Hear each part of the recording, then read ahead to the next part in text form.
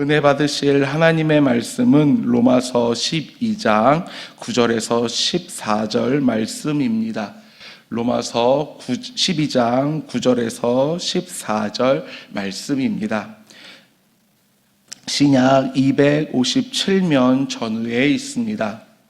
로마서 12장 9절에서 14절 말씀을 함께 합독하겠습니다.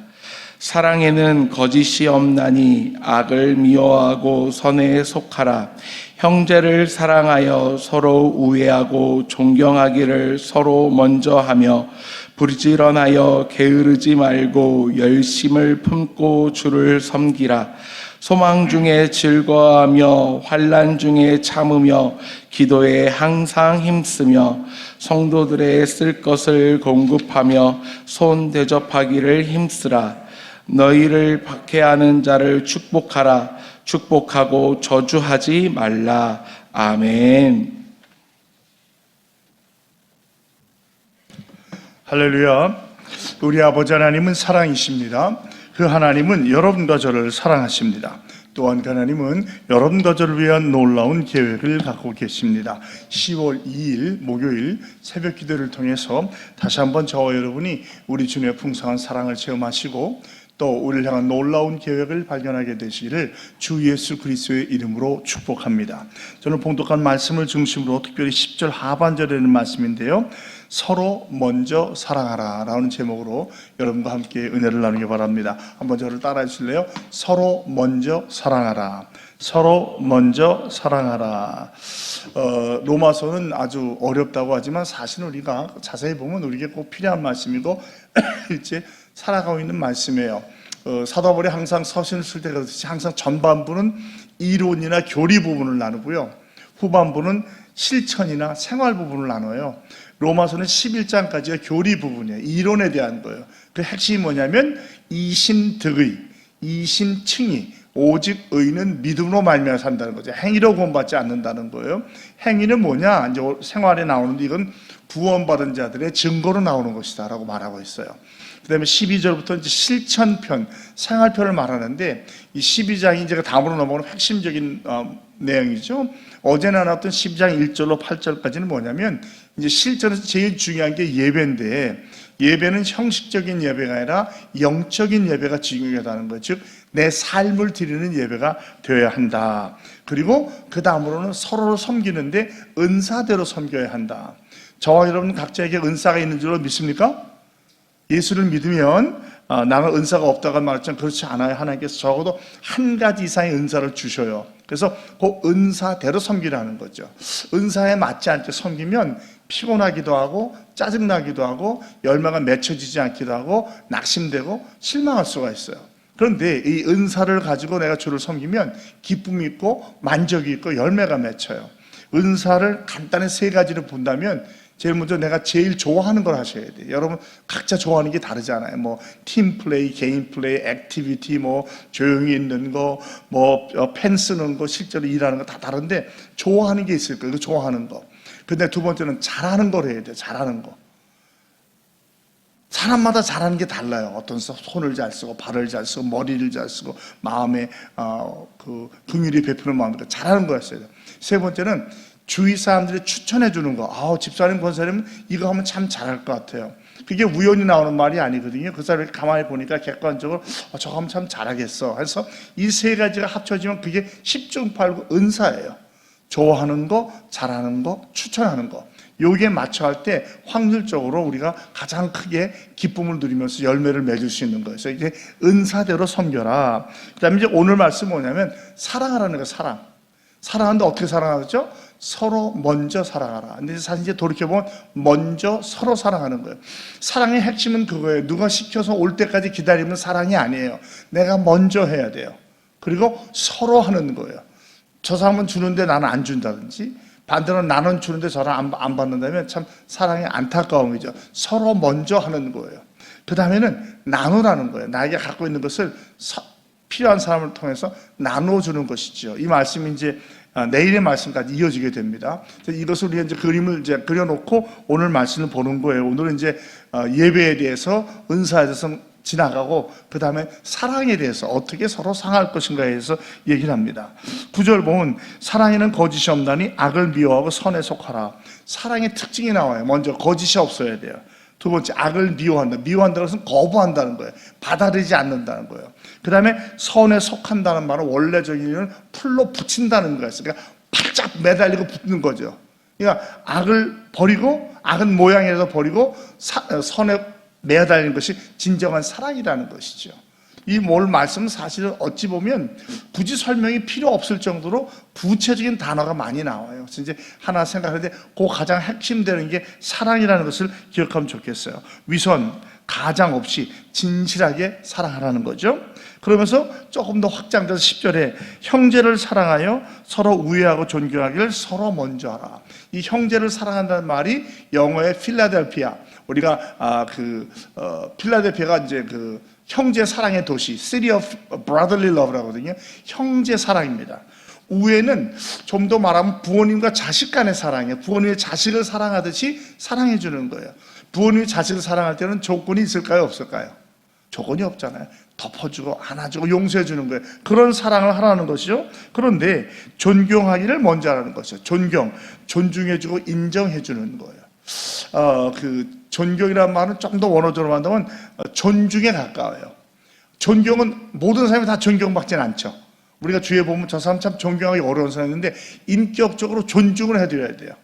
내 마음에 안 들고 나하고 기호가 다르다고 해서 생각이 다르다고 해서 함부로 대해서는 안 된다는 거예요. 인격체로 존중해줘야 되는 거예요. 존경받지 못하는 사람이 있어요. 목사인데도 존경받지 못하는 사람, 장로, 권사, 집사인데도 정치인, 대통령 존경 못 받는 사람, 그냥 존중을 해야 되는 거예요. 인격체로 존중을 해주는 거죠. 그게 바로 서로 사랑하는 방법이에요. 먼저 서로 사랑하는 것이죠. 이게 사랑에 대한 이야기를 한다면 11절에는 성실하게 살라고 말하고 있어요. 부지런하여 게으르지 말고 열심을 품고 주를 섬기라. 부지런하지 말라. 열심을 원어적으로 막 불릴듯이 성령의 불로 일하는 거죠. 내 힘으로 하지 말고 성령의 불로 최선을 다해서 열정을 가지고 섬기는데 우선 주를 섬겨야 돼요. 그리고 주를 섬기듯이 이웃을 섬기는 거예요. 사람을 섬기는 게 먼저 오지 않습니다. 우선순위는 주님을 섬기는 거, 주님을 섬기는 것이 사람에게 나타나는 게 중요해요. 우리의 모든 것은 주님입니다. 만약에 우리가 이런 모든 행함을 사람을 중심으로 한다면 진정한 신앙이 아니라고도 말할 수 있어요. 항상 주님을 중심으로. 그 다음에 12절은 뭐냐면 소망 중에 즐거워하며 환난 중에 참으며 기도에 항상 힘쓰라. 다 중요한 단어예요. 소망, 또 인내, 기도 중요한 거예요. 우리가 언제 즐거워할 수 있느냐? 소망이 있을 때 즐거워할 수 있어요. 아무리 힘들고 어려워도 환난 중에도 기뻐할 수 있는 이유는 소망이 있기 때문에 마지막에 어떻게 될지 우리가 알기 때문에 기뻐하는 거거든요. 저와 여러분의 우리 삶의 마지막, 인류의 마지막은 어떻게 돼요? 그리스도께서 승리하시고 우리가 천국에 가고 영생 복락을 누리잖아요. 그러니까 지금 당하는 고난은 장차 올 영광과는 비교할 수 없는 거예요. 그래서 힘들고 어렵고 때로는 억울하고 오해받고 섭섭해도 참을 수 있는 거예요. 왜? 그날이 오니까. 그래서 우리가 기뻐할 수 있어요. 즐거워할 수 있어요. 그리고 인내할 수 있어요. 여러분 소망이 없어 봐요. 인내하겠어요? 절망하고 낙심해 버리죠. 나한테 내일이 없어. 미래가 없어. 그럼 더 이상 삶의 의욕도 없어지는 거예요. 그러나 미래가 있기에 우리의 후손이 있고 신앙의 전수의 가능성이 있고 확신이 있기 때문에 우리가 인내하면서 살아가는 것이죠. 그리고 기도에 힘쓰라. 모든 것을 푸는 방법은 기도입니다. 하나님께 매달리고 주님께 나아가는 거예요. 기도 외에는 주님께서 이러한 이유가 나아갈 수가 없다고 그랬어요. 그러니까 우리가 새벽에 나오는 것도 그런 거 아니에요? 어찌 보면 우리가 은혜 받는 제일 좋은 방법 중에 하나가 새벽 기도인데 또 아무나 새벽 기도 나올 수 있는 것도 아닌 것 같아요. 체질이 안 맞는 사람도 있고 몸이 허락이 안 되는 사람도 있고 저 같은 경우는 이제 알레르기성 비염이 너무 심하면 밤에 잠을 못 자다 보니까 힘든 경우도 있어요. 그러나 또 못 오는 분은 또 이렇게 동영상으로도 제법 여러분들이 참석하시거든요. 그래서 이 시간을 놓치지 마시기 바랍니다. 근데 교육자와 성도 입장에서 본다면 이 새벽 기도를 교육자들이 보통 제가 알기로는 한 10시간 정도 준비할 거예요. 그냥 갖고 나오는 거 아니잖아요. 저도 보시면 알겠지만 저는 이제 원고를 안 이렇게 써서 만들어요. 이렇게 하려고 하면 주석책을 몇 권을 보고 또 다른 설교를 한 10편 이상 읽어요. 혹시 내가 공부한 것에 잘못은 없는가, 또 깨달은 것은 없는가 보고 하는 거예요. 그러니까 여러분은 소화된 음식을 받는 거니까 여러분이 하려면 쉽지 않잖아요. 그러니까 전문가들이 배운 거 가지고 분석해서 나눠주니까 어찌 보면 날마다 생명의 양식을 받는 제일 좋은 시간 중에 하나가 새벽 기도의 시간이에요. 만약에 못 오시면 꼭 동영상으로 보시기 바랍니다. 개인적인 경건의 시간 갖고 훈련하시는 분 좋아요. 그렇게 하시면 돼요. 근데 사실 많지 않아요. 기도는 할지 몰라도 말씀으로 들어가는 분들은 많지 않더라고요. 그래서 많은 교회에서 뭐 생명의 양식이라든지 뭐 오늘의 뭐라든지 다 이걸 가지고 하는 이유가 바로 거기 있어요. 그래서 이제 조직적으로 시스테마틱하게 실제로 요거 보니까 한 5년이면 성경 전체를 떼더라고요. 그러니까 저 같은 경우도 생명의 양식을 써온 지가 벌써 한 20년이 넘었거든요. 그럼 한 4번 이상을 훑은 거예요. 그럼 이게 나도 모르게 꼭 가랑비에 고쟁이 졌듯이 내 안에 싹 잡혀 있어요. 그래서 웬만한 말씀 보면 이거로구나 알 수 있게 되는 거예요. 저는 다른 건 몰라도 이 묵상집은 제가 꼭 갖고 다니고 여기다 적고 다니기 때문에 하와이에서도 했던 묵상집을 지금도 갖고 있어요. 그래서 이제 어떤 때는 그 묵상집을 볼 때도 있어요. 이 말씀을 찾아본 그 말씀이 있잖아요. 보면 그때 내가 막 열심히 적고 막 미술주 같은 게 나와요. 그래서 다시 한번 소화를 하는 것이죠. 그러니까 이 새벽 기도의 시간이 소중하게 기억하시고 이때 여러분 말씀으로 풍성하게 자라면서 기도에 힘쓰시 바랍니다. 13절 성도에 쓸 것을 공급하며 손 대접하기를 힘쓰라. 이건 우리가 자비와 양선에 힘을 써야 된다는 거죠. 자, 성도는 누굽니까? 이 당시의 성도는 그냥 부자 성도나 양반 성도가 아니에요. 고아, 과부, 나그네, 세리, 죄인, 병자, 귀신 들린 자 이런 성도, 연약한 성도에 쓸 것을 채워주라는 거죠. 다 있는 사람 채워줄 필요가 없잖아요. 부족한 자들 우리가 주위를 살펴봐서 좀 힘들다든지 병약하다든지 또 어떤 뭔가 갑자기 어려운 게 있는 것 같은 사람들 보면 도와주는 거예요. 또 우리 교구 교역자들이 사실은 이제 성도를 제일 잘 알죠. 여러분이 혹시라도 명절 같은 데를 당해서 도우고 싶은 마음이 있으면 교역자들한테 한번 물어보세요. 혹시 전도사님, 목사님, 오늘 제가 이렇게 했죠. 하나님의 은혜를 받아서 좀 돕고 싶은 분이 있는데 혹시 추천해 주실 수 있어요? 말씀해 주실 거예요. 우리는 모르지만 갑자기 낙상을 당해서 움직이지 못한다든지 혼자 사는데 거동을 못한다든지 이런 분들이 있어요. 우리 안에. 요번에 추석 때 보니까 우리 교구 교역자들이 선물 꼭 김인가 하나씩 해서 드린 것 같은데 명절 때 꼭 그렇게 하거든요. 저는 아주 좋은 거라고 생각해요. 그게 어찌 보면 구제의 일부예요. 꼭 믿지 않은 사람만 구제하는 게 아니라 우리 공동체 안에 있는 연약한 자를 도와주는 것이죠. 이게 바로 사랑의 표현이거든요. 이렇게 해서 우리가 성도에 쓸 것을 공급하고 채워주며 손님 대접하기를 힘쓰라, 실천하라는 거예요. 여기서 말하는 손님은 나그네를 말하는데 지난번에 말씀드렸죠. 주로 예수 믿는 자들을 말해요. 그 당시에는 이제 순회 전도자가 많았고 또 고향에서 쫓겨난 성도들이 많아요.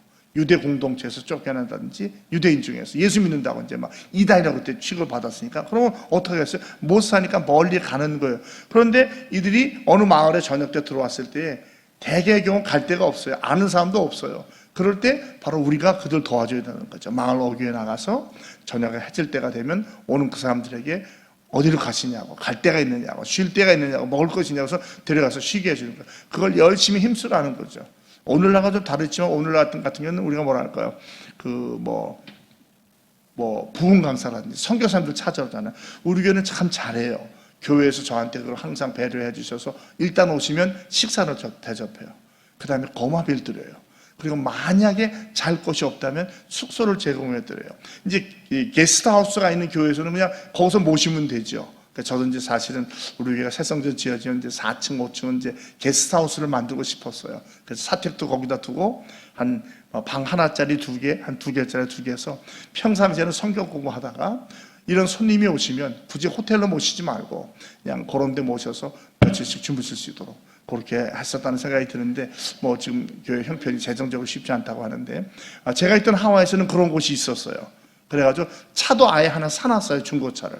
그래서 선교사님 오시면 자동차 드리고 집키까지 드려요. 그럼 그분이 많은 분은 최장 2달까지 계시다 가더라고요. 그러니까 매주마다 가서 냉장고 채워드리고 또 필요한 거 없냐고 여쭤보고 병원 가시는 병원 보내드리고 이렇게 했는데 이게 굉장히 저는 중요한 의미가 있다고 생각해요. 그러면 성도들이 이걸 싫어할까요? 좋아할까요? 좋아해요. 그리고 더 많이 드려요. 음식 같은 거. 봉투 가져와서 드리더라고요. 앞으로 우리가 새성년 시대가 되면 우리 교회도 이런 일이 더 많이 일어나기를 주님의 이름으로 부탁드립니다. 그 다음에는 너희를 박해하는 자를 축복하라. 축복하고 저주하지 말라. 참 쉽지 않은 말이죠. 박해, 핍박하는 자들이에요. 그들을 저주하지 말고 축복하래요. 이게 쉬워요? 안 쉬워요?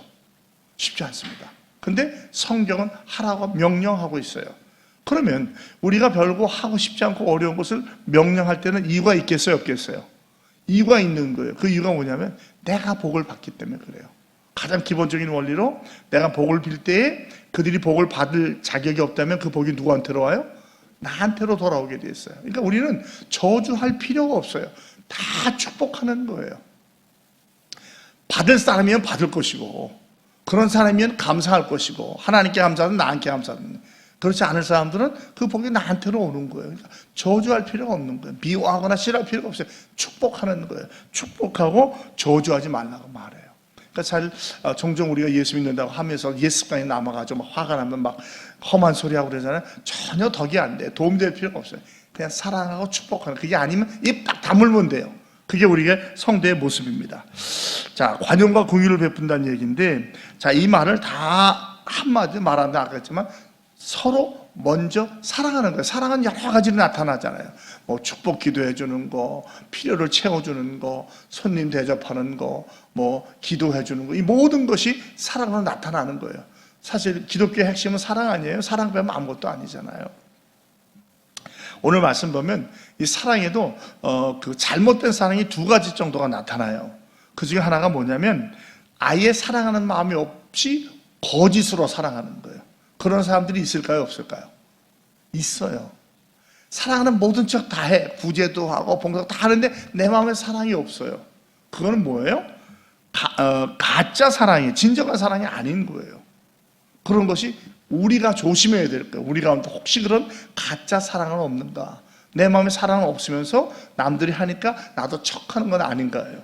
이걸 성전 건축을 옮겨본다면 건축에 대한 기쁨과 열정이 없어요. 그런데 내가 직분 맡았고 내가 재력이 있으니까 남들이 보니까 할 수 없이 하는 거예요. 그러나 하나님 안 기뻐하셔요. 제가 말씀드렸죠. 없으면 못 드려. 주님이 아셔요.